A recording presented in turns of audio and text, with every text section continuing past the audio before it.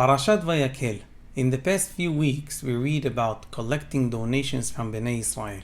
Now, this week's parasha, we read about it again. So what is it about? Why do we have to read about?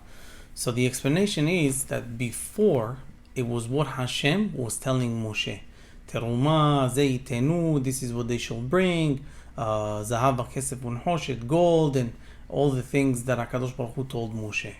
Now it's time for Moshe to pass on the information to Bnei Israel so they go and bring. So what does Moshe do? The parasha starts, Vaykhel Moshe. Moshe gathered everyone together, and then he tells them these are the things that HaKadosh Baruch Hu said to bring as a donation, and with that we will build the Mishkan, and each one is going to do, the Betzalel will do this, the ladies will do that, and everything that Hashem told them about building the Mishkan. But what's interesting, that the first about two psukim, instead of starting straight with the commitment of the donations and building the Mishkan, he is telling them about Shabbat. This is what HaKadosh Baruch Hu commanded, and then he says 6 days HaKadosh Baruch Hu said that you can do work, and on the seventh day you have to stop from doing work, and then he tells them you can do fire, and everywhere you dwell on the day of Shabbat. So that is interesting. We have to pay attention to the reason. What is the reason that instead of talking straight about Shabbat, about the Mishkan, he tells them about Shabbat. So on the simple level, as some of us could guess, he's trying to tell them, as Rashi says, he says, although you are doing the will of Hashem by building the tabernacle, but you're not allowed to do it on Shabbat. Nevertheless, even though sometimes, some things that are allowed to do for Hashem on Shabbat, but this thing he wanted to show them that they're not supposed to do any type of working on Shabbat in order to build the Mishkan. So this is number one. Now, also we learn from here that there are two different things between doing work as an artist, as someone that's professional, to just doing something tiring on Shabbat. And we'll bring an example. If someone just sits down and enjoys himself by sewing something in a nice piece of clothing or something, this is completely not allowed on Shabbat. Versus somebody that wants to walk to synagogue on Shabbat instead of taking a car, which is much easier to walk, or he wants to go up to his house, he lives on the 10th floor, he takes the stairs versus the elevator.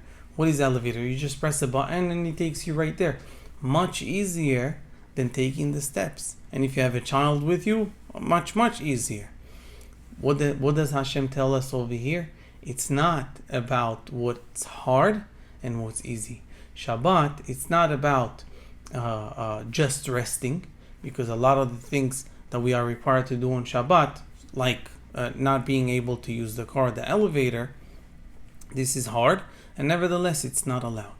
So this is, from here we see a proof to sometimes they say, you hear some people saying, oh, you know what? Why fire was not allowed back in the day? Because it was so hard to bring fire out. Today you just go like this and you have fire. You see from here that it's not true. A lot of things are very easy, and Hashem said that they're not allowed. Where do we see it also the most? Why HaKadosh Baruch Hu said to keep Shabbat? To be part of his group. You are like me. How? HaKadosh Baruch Hu built the world in 6 days. And as the Mishnah says, Ba'asara ma'amarot nivra ha'olam. In 10 saying, the world was built. Do any of us think that HaKadosh Baruch Hu really did something tiring in order to build the world? He said something and he created. And you see that HaKadosh Baruch Hu was not doing hard work by building the world. So the concept of keeping Shabbat is not the concept of resting.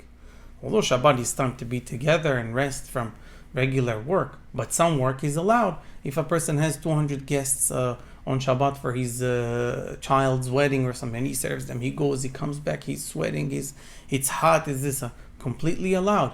If a person wants to jump around or do something just for joy, you're allowed to do those things. So again, remember, it's not getting tired on Shabbat, rather it is doing Melakha. The whole concept of stopping from doing work on Shabbat shows that we belong to Hashem and we are part of Him and keeping His command. I wish you all Shabbat Shalom.